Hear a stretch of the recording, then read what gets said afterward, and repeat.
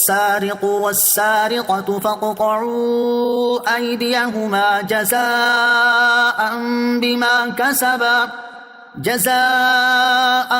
بما كسبا نكالا من الله واللہ عزیز حکیم۔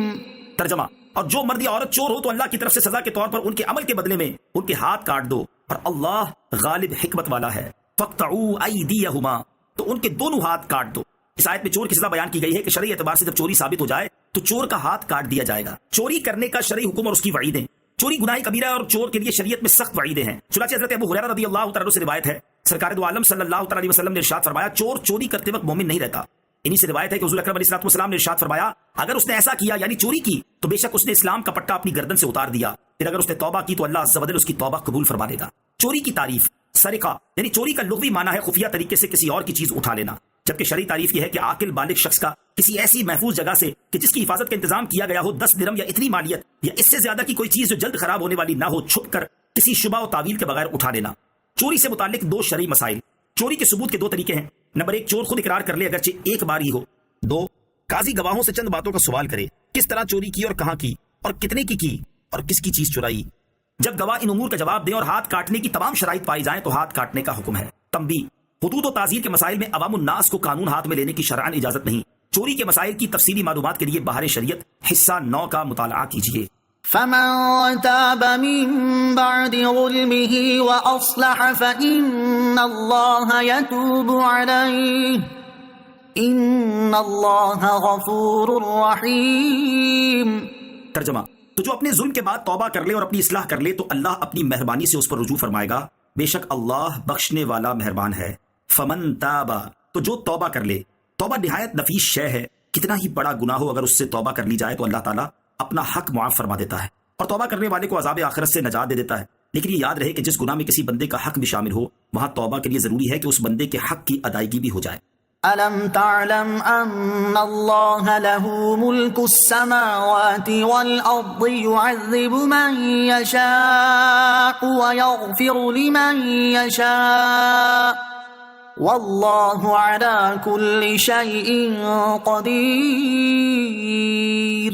ترجمہ، کیا تجھے معلوم نہیں کہ آسمانوں اور زمین کی بادشاہی اللہ ہی کے لیے ہے؟ وہ جسے چاہتا ہے سزا دیتا ہے اور جسے چاہتا ہے بخش دیتا ہے، اور اللہ ہر شے پر قادر ہے۔ یعذب من یشاء، جسے چاہے سزا دیتا ہے۔ اس آیت سے معلوم ہوا کہ عذاب کرنا اور رحمت فرمانا اللہ تعالیٰ کی مشیت پر ہے، وہ مالک ہے، جو چاہے کرے، کسی کو اعتراض کرنے کی مجال نہیں۔ اس سے قدریہ یعنی تقدیر کے منکر اور معتزلہ فرقے کا رد ہو گیا، جو نیک پر رحمت اور گناہ گار پر عذاب کرنا اللہ تعالیٰ پر واجب کہتے ہیں، کیونکہ واجب ہونا مشیت کے منافی نہیں۔ يا أيها الرسول لا يحزنك الذين يسارعون في الكفر من الذين قالوا آمنا بأفواههم ولم تؤمن قلوبهم ومن الذين هادوا سماعون للكذب سماعون لقوم آخرين لم يأتوك يحرفون الكلم من بعد مواضعه يقولون إن أوتيتم هذا فخذوه وإن لم تؤتوه فاحذروا ومن يرد الله فتنته فلن تملك له من الله شيئا أولئك الذين لم يرد الله أن يطهر قلوبهم لهم في الدنيا خزي ولهم في الآخرة عذاب عظيم۔ ترجمہ، اے رسول، جو کفر میں دوڑے جاتے ہیں تمہیں غمگین نہ کریں، یہ وہ ہیں جو اپنے منہ سے کہتے ہیں کہ ہم ایمان لائے، حالانکہ ان کے دل مسلمان نہیں، اور کچھ یہودی بہت جھوٹ سنتے ہیں، ان دوسرے لوگوں کی بھی خوب سنتے ہیں جو آپ کی بارگاہ میں نہیں آئے، یہ اللہ کے کلام کو اس کے مقامات کے بعد بدل دیتے ہیں۔ یہ آپس میں کہتے ہیں اگر تمہیں یہ تحریف والا حکم ملے تو اسے لے لینا، اور اگر تمہیں یہ نہ ملے تو بچنا، اور جسے اللہ گمراہ کرنا چاہے تو اے مخاطب تو ہرگز اسے اللہ سے بچانے کا کچھ اختیار نہیں رکھتا۔ یہی وہ لوگ ہیں جن کے دلوں کو پاک کرنے کا اللہ نے ارادہ نہیں فرمایا، ان کے لیے دنیا میں رسوائی ہے اور ان کے لیے آخرت میں بڑا عذاب ہے۔ لا يحزنك الذين يسارعون في الكفر، جو کفر میں دوڑے جاتے ہیں تمہیں غمگین نہ کریں۔ یہاں سے منافقین کی حرکتوں کا بیان ہے۔ سب سے پہلے اللہ تعالیٰ نے اپنے حبیب صلی اللہ تعالیٰ علیہ وسلم کو یا ایھا الرسول کے مبارک خطاب سے عزت عطا فرمائی، اور حضور اقدس صلی اللہ تعالیٰ علیہ وسلم کی تسکین قلب کا سامان مہیا فرمایا کہ اے حبیب صلی اللہ تعالیٰ علیہ وسلم، میں آپ کا ناصر و معین یعنی مددگار ہوں۔ منافقین کے کفر میں جلدی کرنے یعنی ان کے کفر ظاہر کرنے اور کفار کے ساتھ دوستیاں کر لینے سے آپ رنجیدہ نہ ہوں۔ پھر منافقین کی منافقت کا بیان فرمایا کہ صرف زبان سے کلمہ پڑھتے ہیں اور دل سے ایمان نہیں لاتے۔ وَمِنَ الَّذِينَ هَادُوا سَمَّاعُونَ لِلْكَذِبِ، اور کچھ یہودی بہت جھوٹ سنتے ہیں۔ یہاں سے یہودیوں کا کردار بیان کیا گیا کہ وہ اپنے سرداروں کا جھوٹ خوب سنتے ہیں اور ان کے افتراؤں کو قبول کرتے ہیں، اور اس کے ساتھ دوسرے لوگوں یعنی خیبر کے یہودیوں کی باتوں کو بھی خوب مانتے ہیں، جن کے حالات آیت میں آگے بیان ہو رہے ہیں۔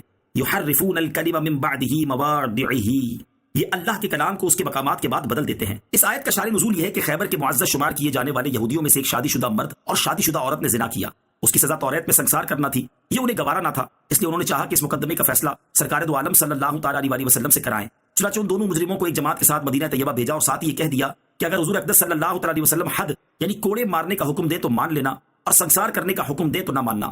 وہ لوگ بنی قریظہ اور بنی نذیر کے یہودیوں کے پاس آئے اور سمجھے کہ یہ پیارے آقا علیہ الصلوۃ والسلام کے ہم وطن ہیں اور ان کے ساتھ آپ علیہ الصلوۃ والسلام کی سلو بھی ہے، لہٰذا ان کی سفارش سے کام بن جائے گا۔ چنانچہ یہودی سرداروں میں سے کعب بن اشرف، کعب بن اسد، سعید بن عمرو، مالک بن سیف اور کنانہ بن ابی الحقیق وغیرہ انہیں لے کر تاجدار رسالت صلی اللہ تعالی علیہ وسلم کی خدمت میں حاضر ہوئے اور مسئلہ دریافت کیا۔ حضور پرنور صلی اللہ تعالی علیہ وسلم نے فرمایا کیا میرا فیصلہ مانو گے؟ انہوں نے اقرار کیا۔ رسول اللہ صلی اللہ تعالی علیہ وسلم نے رجم یعنی سنگسار کرنے کا حکم دے دیا۔ یہودیوں نے اس حکم کو ماننے سے انکار کیا تو حضور علیہ الصلوۃ والسلام نے فرمایا کہ تم میں ایک نوجوان ابن سوریہ ہے، کیا تم اس کو جانتے ہو؟ کہنے لگے ہاں۔ سرکار دو عالم علیہ الصلوۃ والسلام نے فرمایا وہ کیسا آدمی ہے؟ یہودی کہنے لگے کہ آج روئے زمین پر یہودیوں میں اس کے پائے کا کوئی عالم نہیں، توریت کا یکتا ماہر ہے۔ ارشاد فرمایا اس کو بلاؤ۔ چنانچہ اسے بلایا گیا۔ جب وہ حاضر ہوا تو حضور علیہ الصلوۃ والسلام نے فرمایا کیا تو ابن سوریہ ہے؟ اس نے عرض کی جی ہاں۔ ارشاد فرمایا کیا یہودیوں میں سب سے بڑا عالم تو ہی ہے؟ اس نے عرض کی لوگ تو ایسا ہی کہتے ہیں۔ حضور علیہ الصلوۃ والسلام نے یہودیوں سے فرمایا کیا اس معاملے میں تم اس کی بات مانو گے؟ سب نے اقرار کیا۔ تب نبی پاک علیہ الصلوۃ والسلام نے ابن سوریہ سے فرمایا میں تجھے اس اللہ عز و جل کی قسم دیتا ہوں جس کے سوا کوئی معبود نہیں، جس نے حضرت موسیٰ علیہ الصلوۃ والسلام پر توریت نازل فرمائی اور تم لوگوں کو مصر سے نکالا اور تمہارے لیے دریا میں راہیں بنائیں اور تمہیں نجات دی، فرعونیوں کو غرق کیا اور تمہارے لیے بادل کو سائبان بنایا، من و سلوہ نازل فرمایا اور اپنی کتاب نازل فرمائی جس میں حلال و حرام کا بیان ہے، کیا تمہاری کتاب میں شادی شدہ مرد و عورت کے لیے سنگسار کرنے کا حکم ہے؟ ابن سوریہ نے عرض کی بے شک یہ حکم توریت میں ہے، اسی کی قسم جس کا آپ علیہ الصلوۃ والسلام نے مجھ سے ذکر کیا، اگر مجھے عذاب نازل ہونے کا اندیشہ نہ ہوتا تو میں اقرار نہ کرتا اور جھوٹ بول دیتا، مگر یہ فرمائیے کہ آپ علیہ الصلوۃ والسلام کی کتاب میں اس کا کیا حکم ہے؟ سرکار دو عالم علیہ الصلوۃ والسلام نے ارشاد فرمایا جب 4 عادل اور معتبر گواہوں کی گواہی سے زنا صراحت کے ساتھ ثابت ہو جائے تو سنگسار کرنا واجب ہو جاتا ہے۔ ابن سوریہ نے عرض کی خدا کی قسم بالکل ایسا ہی توریت میں ہے۔ حضور علیہ الصلوۃ والسلام نے ابن سوریہ سے دریافت فرمایا کہ حکم الہی میں تبدیلی کس طرح واقع ہوئی؟ اس نے عرض کیا کہ ہمارا دستور یہ تھا کہ ہم کسی امیر کو پکڑتے تو چھوڑ دیتے اور غریب آدمی پر حد قائم کرتے۔ اس طرز عمل سے عمرہ میں زنا کی بہت کثرت ہو گئی، یہاں تک کہ ایک مرتبہ بادشاہ کے چچا زاد بھائی نے زنا کیا تو ہم نے اس کو سنگسار نہ کیا۔ پھر ایک دوسرے شخص نے اپنی قوم کی عورت سے زنا کیا تو بادشاہ نے اس کو سنگسار کرنا چاہا، اس کی قوم اٹھ کھڑی ہوئی اور انہوں نے کہا کہ جب تک بادشاہ کے بھائی کو سنگسار نہ کیا جائے اس وقت تک اس کو ہرگز سنگسار نہ کیا جائے گا۔